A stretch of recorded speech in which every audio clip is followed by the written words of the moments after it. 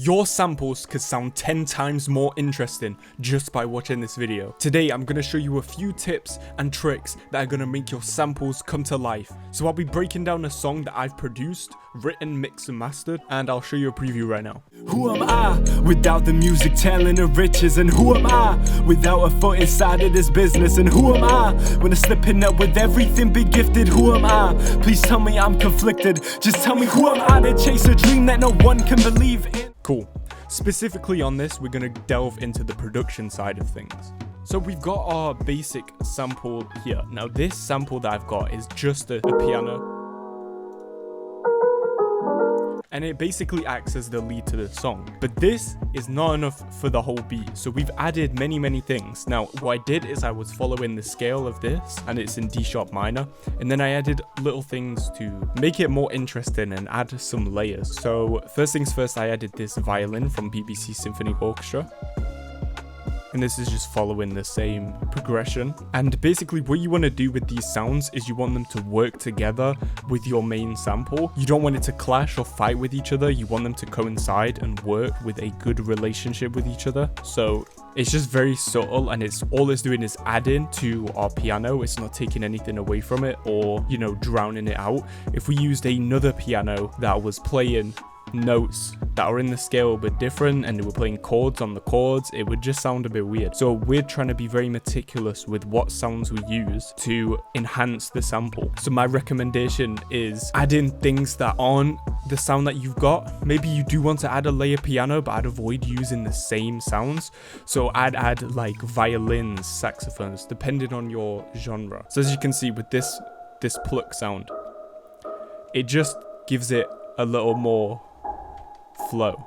If we take a listen with all these sounds together,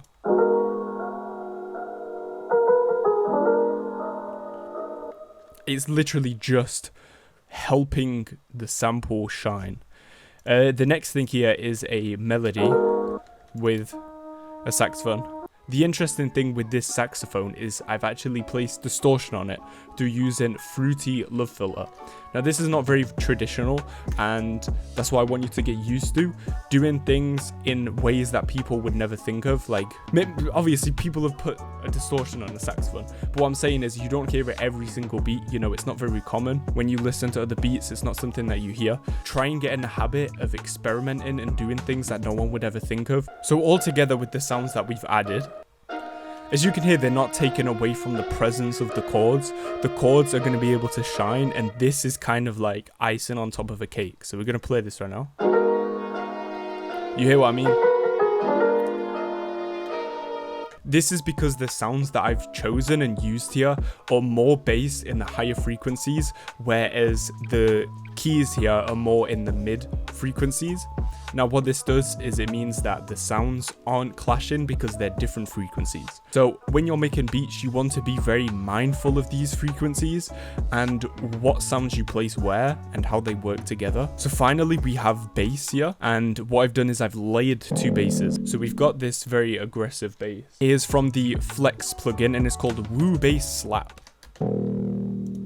And the reason I've layered two basses together is as follows. This second bass is actually using a oscillator, which I have made a sub bass preset for it. So I'll show you this one first. This is on 18, and this all here, you can copy it if you want.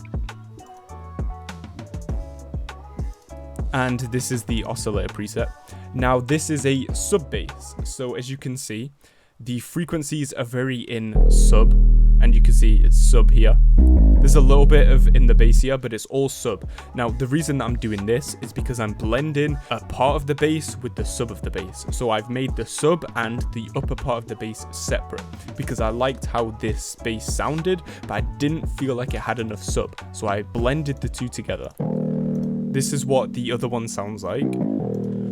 And if we go into it here, it has got a plugin called Vinyl, which is free, and what this plugin does is it degrades the sound to whatever year you set here. So it's going to make the sound more filtered, and the frequency range is going to be less. So 1960, there's not a lot of sub in there, it's just more the bass bit. And if we play this and then take a look at our EQ, you can see how it's not really going into the sub at all. There's none of that bass into the sub, and it's kind of just giving us that gritty old school vibe which we're going for.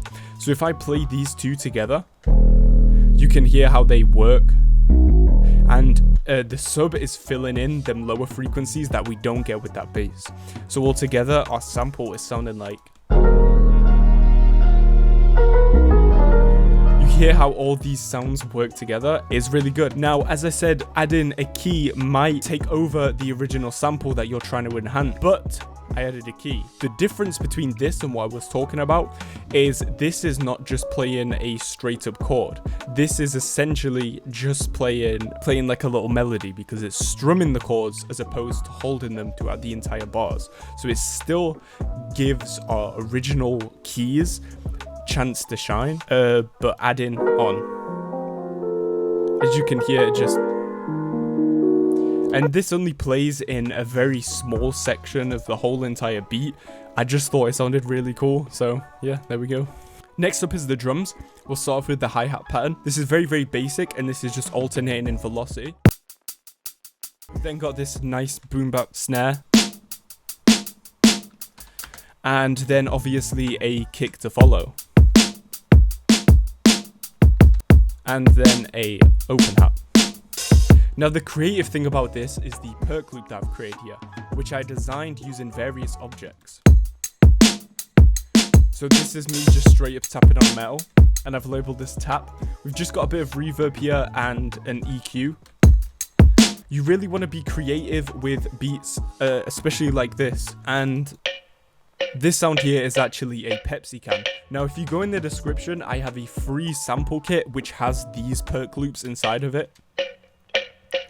So that's literally me using a Pepsi can as the lead for our perk loop here. And then scraping something here and tapping here. It makes this little nice loop. And this bit here is just me tapping on...